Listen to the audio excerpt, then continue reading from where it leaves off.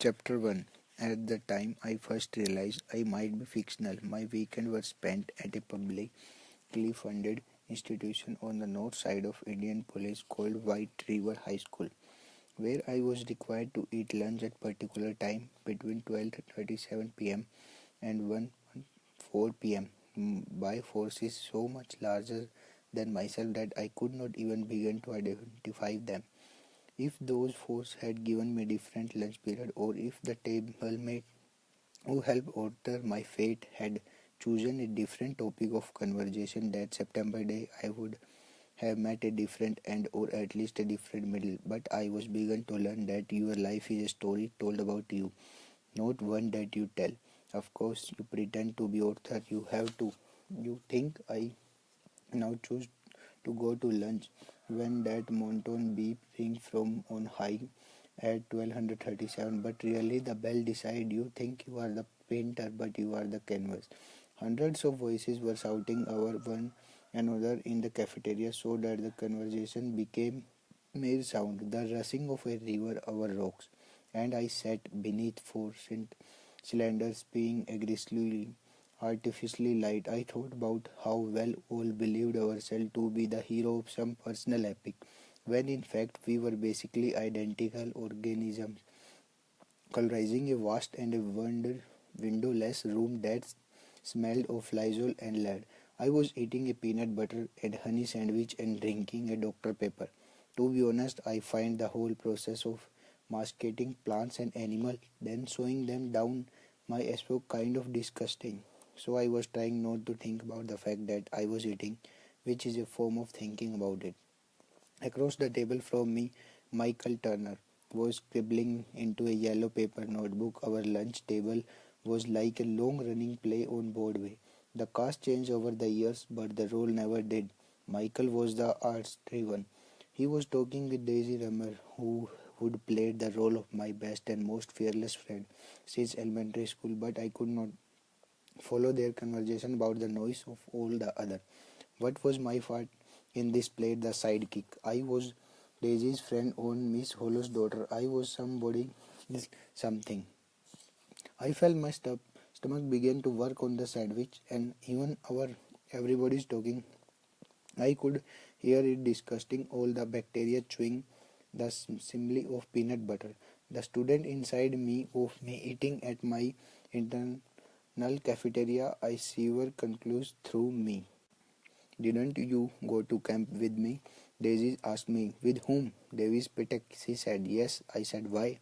Aren't you listening? Daisy asked. I am listening. I thought to the copy of my digestive tract. Of course, I would long know that I was playing host to a massive collection of practicing organisms, but I did not much like being reminded of it. Michael counted humans are approximately 50% microbial, meaning that about half of the cells that make you up are not yours at all. There are something like 1,000 times more microbes living in our particular environment than there are human beings on Earth. It often seems like I can feel them living and breeding on dying in and on me. I whipped my sweaty palm on my jeans and tried to control my breathing. Admittedly, I have some anxiety problem, but I would argue it isn't irrational to be concerned about the fact that you are a skin-encased bacterial colony. Michael said his dad was about to arrested for bribery or something, but the night before the raid he disappeared. There is $100,000 rewarded out for him, and you know his kid. Daisy said. Knew him? I answered. I watched Daisy attack her school provided rectangular pizza and green beans with a fork. She kept glancing up at me, her eyes widened as if to say, well, I could tell she wanted me to ask her about something, but I could not tell what because my stomach wouldn't shut up, which was forcing me deep inside a worry that I would somehow contracted a parasitic infection. I could half hear Michael telling Daisy about his new art project in which he was using Photoshop to average the faces of 100 people named Michael, and the average of these faces would be this new 101st Michael, which was an interesting idea, and I went to listen, but the cafeteria was so loud and I could not stop wondering whether there was something wrong with the microbial balance of power inside me. Excessive abdominal noise in an is an uncommon but not unprecedented, presenting symptoms of infection with the bacteria Clostridium, which can be fatal. I pulled out my phone and searched human microbiome to read Wikipedia introduction to the trillions of microorganisms currently inside me.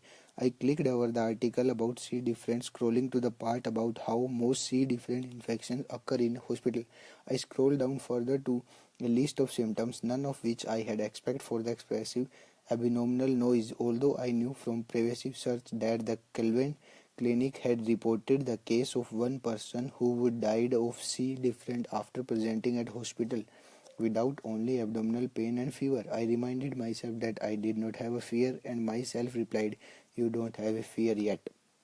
At the cafeteria, where a shrinking slice of my consciousness still resided, Daisy was telling Michael that his ever-gazing project should not be about people named Michael, but about imprisoned men who would rather be exonerated. "It will be easier anyway," he said, "because they all have mugged so taken from the same angle, and then it's not just about name but about races and classes and mass inclination." And Michael was like, "You are a genius, Daisy," she said. "You should surprised." And meanwhile I was thinking that if half the cell inside of you are not you, doesn't that challenge the whole notion of me as a singular pronoun, let alone as author of my mate? And I felt pretty far down that recursive hole home until it transported me completely out of the White River High School cafeteria into some nonsensical place only probably crazy people get to visit. Ever since I was little, I have pressed my right thumbnail into the finger pad of my middle finger, and so now there these weird callus over my fingerprint. After so many years of doing this, I can open a crack in the skin really easily. So I cover it up with a bandage to try to prevent infection, but sometimes I get worried that there already is an infection, so I need to drain it, and the only way to do that is to reopen the wound and press out my blood that will come. Once I started thinking about splitting the skin apart, I literally cannot do it. I apologize for the double negative, but it is real double negative of situation, a bind from which negating the negation is truly the only escape. So anyway, I started to want to feel my thumbnail beating into the skin of my finger pad, and I knew that resistance was more or less futile.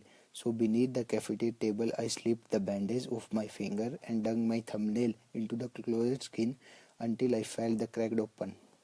Homely, Daisy said. I looked up at her. "We are almost through lunch and you haven't even mentioned my hair." She shook over her hair and so red there were pink highlights. Right, she dyed her hair.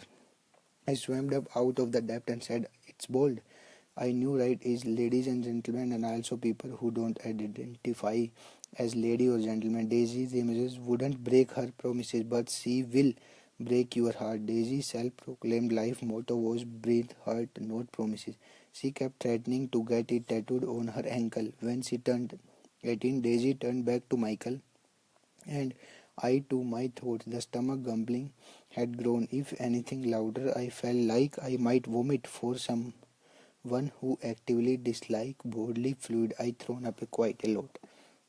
"Honestly, you okay?" Daisy asked. I nodded. Sometime I wondered why she liked me, or at least tolerated me. Why any of them did. Even I found myself annoying. I could feel sweat squirting from my forehead, and once I began to sweat, it is impossible to stop.